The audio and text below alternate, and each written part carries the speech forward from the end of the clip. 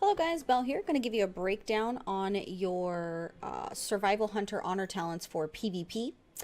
If you need information on what Legion PvP looks like, including a breakdown on prestiging, a breakdown on your honor leveling, as well as where you acquire your gear, please make sure you watch my video. It's linked on the top right hand corner. You can watch it after this one, and it will give you a nice little breakdown if you are needing more information in that regard. So your honor talents are actually going to be unlocked by gaining honor levels. Those will increment, and you'll actually start by unlocking the first column first, then the second column, then the third column. By the time you're either honor level 10 or 15, you will have unlocked at least one talent in each row, or in each row, because you'll start from the top and go to the bottom here. It is also important to note that your first row here is going to be the same across all characters. So all classes, all specs will all have the same first row of options, so that's the consistent thing in Legion throughout that.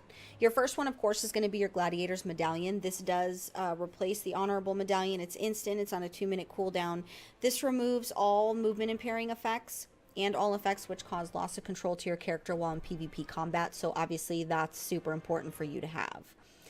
You also have adaptation. This is passive. All loss of control effects with a duration of 5 seconds or more will activate your Honorable Medallion spell, but will only cause it to incur a 60-second cooldown.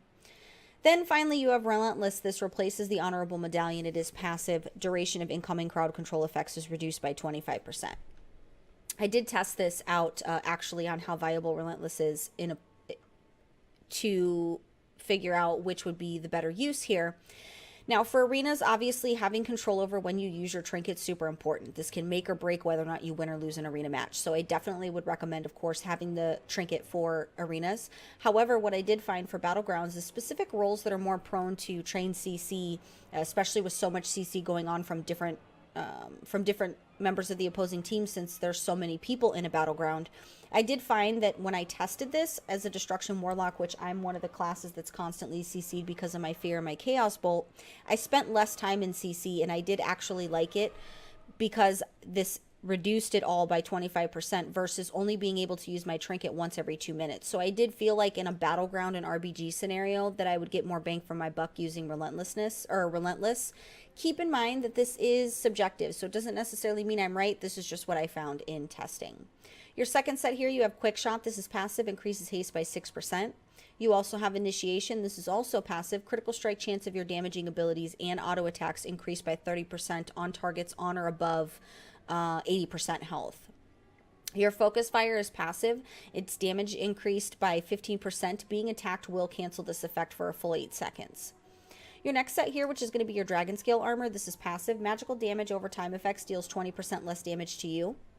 You have Cat-like Reflexes. This is passive. Critical melee strikes grant you 30% dodge for 4 seconds. And you also have Survival Tactics. This is passive. Feign Death removes all harmful magical effects and reduces damage taken by 99% for 1.5 seconds. In your next set here, you do have Viper Sting. This is passive. Your Raptor Strike stings the target, reducing their healing done by 30% for 12 seconds. Viper Sting is removed if the target casts a non-instant cast healing spell, so it's important to note that you'll probably want to kick if they are casting. Scorpion Sting is passive. Your Raptor Strike stings the target, reducing their physical critical strike chance by 50% for a full 6 seconds. And then, of course, you have your Spider Sting. This is an instant ability. It's on a 1-minute cooldown. Stings the target with potent spider venom for 5 seconds. This does cause their offensive spell cast to silence the target for a full 4 seconds. You also have Hunting Pack. This is passive. Reduces the cooldown of your Aspect of the Cheetah by 50%, and Aspect of the Cheetah also causes all allies within 15 yards to gain 90% movement speed for 3 seconds. Mending Bandage. This is a channeled. It's 25 seconds for the cooldown. Instantly clears all poisons and diseases from the target and heals for 36% damage over 6 seconds. Being attacked will stop you from using this, so it is important to note that you're going to want to use this wisely if you choose to take this as a talent.